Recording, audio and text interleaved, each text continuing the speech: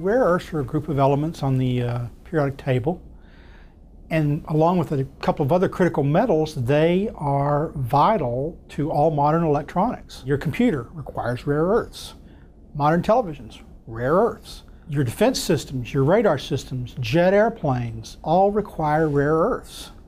Rare earth prices are climbing today because there's growing demand while supply on the open market is decreasing. That's because China controls 97% of the market.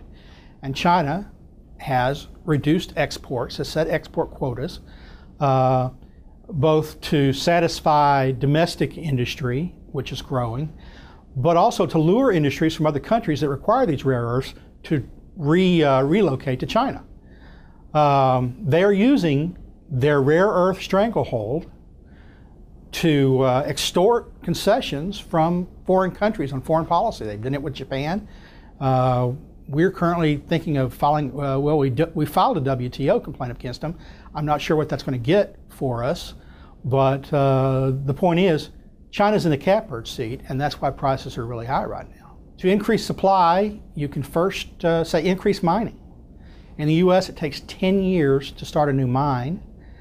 Our last rare earth mine, and we did have one, closed in 2002 because of environmental concerns and low prices at the time. Now that prices are high, a company invested $500 million in environmental upgrades, and they've now reopened that mine.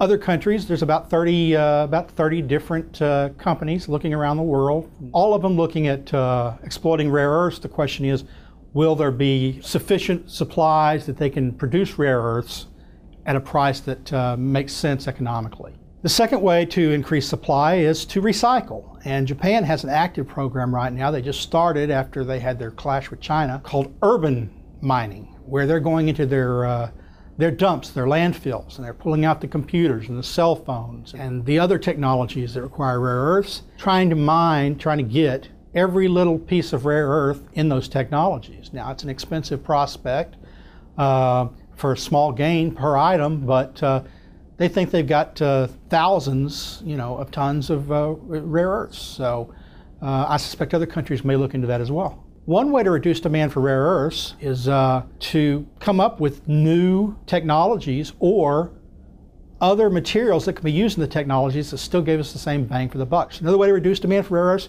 is to reduce demand for products that require rare earths. And many government programs in the US and in Europe until recently have subsidized and encouraged the use of these products, primarily green energy technologies. Wind turbines, your hybrid cars, they require a large amount of rare earths. If we quit subsidizing these technologies, they won't necessarily go away. Some people will still want hybrid cars, some people will still want wind turbines, but the artificial demand will go away, and when that does, a large part of the rare earth segment will open up for other uses. New mines will come online, new technologies will be created. I believe that even the green energy subsidies are going to start declining pretty quickly. They already have in Europe. I believe they will in the US as well, as budget realities impinge. In the long term, I think that'll sort itself out.